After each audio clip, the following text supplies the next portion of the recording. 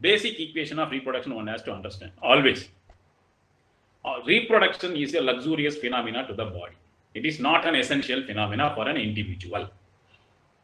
So when it is considered as a luxurious, the priority of the animal also gets into the later part. First priority is maintenance of her own health, growth, lactation, and if she is pregnant, fetal growth, and then only it comes to breeding.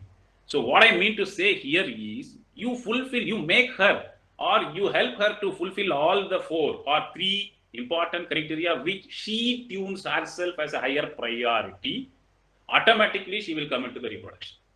But if unless and otherwise these 3 are fulfilled, whatever the hormone, whatever the medicine we are going to give, now she is not going to prioritize reproduction. She is not going to respond to that drug as an important because she feels that these 3 are important, that is not fulfilled, and I am not going to help you. So literally, this is the basic. Unless and otherwise we understand this equation, we cannot get reproductive efficiency to go into the very higher levels. So, and this is what. The second thing is there are some key variables in a herd. I am talking about a herd now.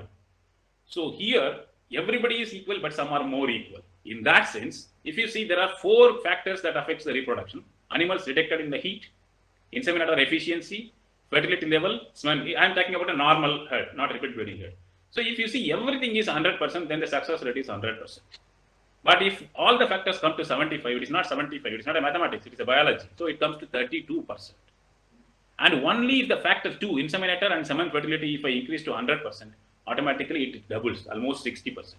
So we have to identify the priority areas in a particular head and work on that so that we can reduce the repeat breeding incidence. And now people may think, why this fellow, when we are talking about repeat breeding, he is talking about mastitis. This is a very, very, very important cause for repeat breeding.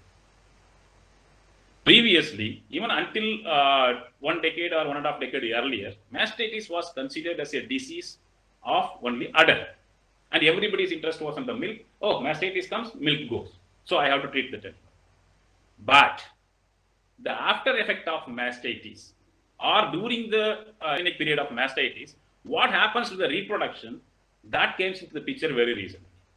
If you see, these are all the many pathways I have given here. I'm not going to explain everything. But one thing is, if there is a mastitis, the animal shows reduced estrus expression.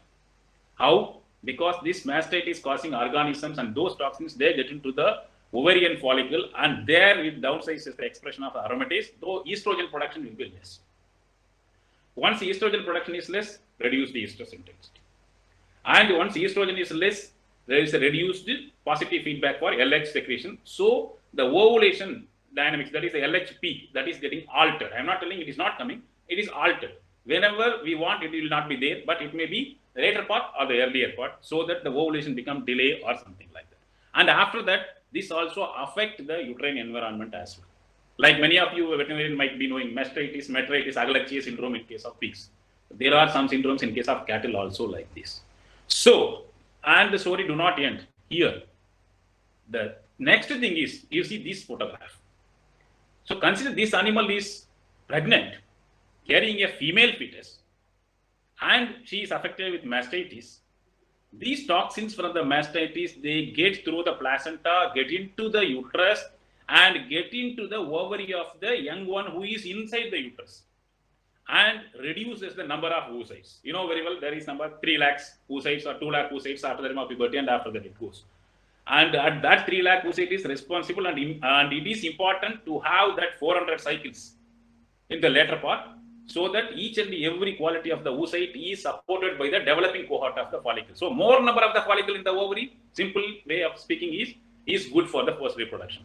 But what happens here, it is the mastitis causing organism that affects the in utero developing fetus ovary and reduces the number of the follicle. That means once this calf is born, she will be born with reduced number of the oocytes, and she will not be able to perform a good reproduction in case of later part. So that is the impact of the mastitis during pregnancy. So control the mastitis if you want to have reduced number of repeat breeding problems. Because here, if you see, mastitis affected animals, they breed less and they conceive less. That is also another important. And the third point is semen from fertile bulls. Now, previously, what we do is we just assess the post-mortality, and now many people come to know that post-mortality is not the only thing. Motility is important, but it is not everything. So we need to have some of the tests that assess the, kindly recall, the molecular health of the spermatozoa as well as the phenotypic characteristics as well as the functionalities. So there are some tests available, and those tests has to be incorporated. There are several countries in the abroad which are already incorporated these things with high throughput like flow cytometry and other things, and they say it is a quality controlled or quality assured or fertility assured semen you take. Maybe the farmers are ready to pay the double price, double amount of price. So likewise, developments are happening, but it has to yet to come to India. But maybe today or tomorrow or day after tomorrow, it is going to come into our country as well. So the use of these sort of the semen will reduce in incidence of the repeat bleeding. And most important, insemination at right time. Everybody will say, what is that? It is known to everybody. If the animal comes into heat in the morning, we will inseminate in the evening. If it comes in the evening, we will inseminate in the morning. It is not so. This AM/PM rule was developed by a Timberger person. He is the pioneer in that area in 1940s, 1949 per se. But after that, several reproduction changes, physiology has happened. At the time, Holstein Friesian was producing only 3,000, 4,000 liters. But now it is producing anything. So, a lot of developments have taken place in the physiology of the animal in terms of milk production, and that resulted in the altered reproduction as well. Milk production and reproduction goes like this in terms of high yielders animals, not low yielding animals. So, in that case, if you see, the reproductive physiology has changed over a period of time. So, now it is not that you don't wait 12 hours to inseminate an animal when you see, because what you are seeing is an animal in heat, not an animal coming in heat. The definition says animal coming in heat. If it has come in heat in the morning, then inseminate in the evening. You do not know when the animal came. When you are seeing in the morning, the animal is in heat. You do not know whether 4 o'clock or 5 o'clock or 3 o'clock or 12 o'clock it has come. So never wait for 12 hours for insemination. AM/PM rule, it is okay for a beginners, but you have to understand the physiology of the animal before insemination. For that reason, now the concept is mid-morning. Any animal you find in the heat, go for insemination. Don't miss a chance. Because missing a single estrous cycle will lead to 10,000 loss if the animal is producing around 7 to 8 liters to a particular farmer. So never miss a heat. So go for insemination.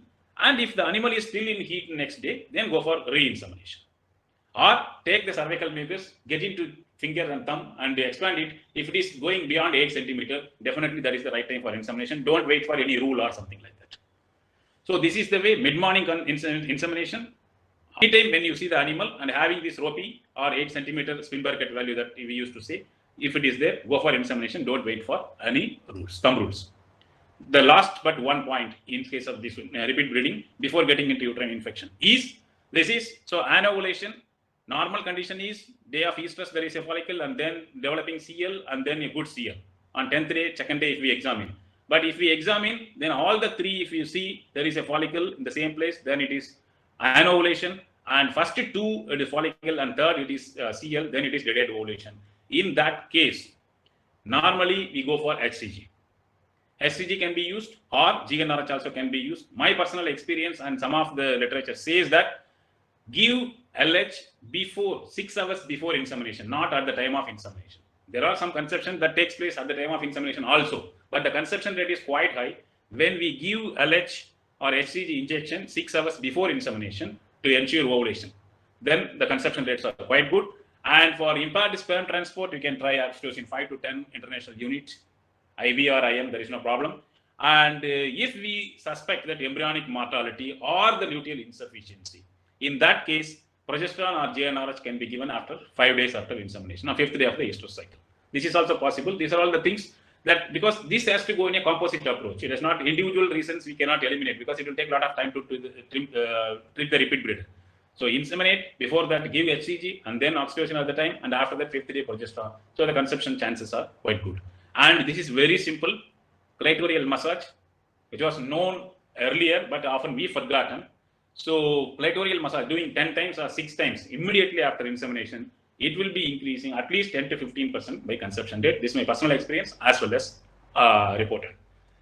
So these are all the protocols, and these protocols, timed protocols, means this is not only for avoiding estrus detection, but also ensuring the ovulation. So this synchronized estrus, ovulation and insemination as well.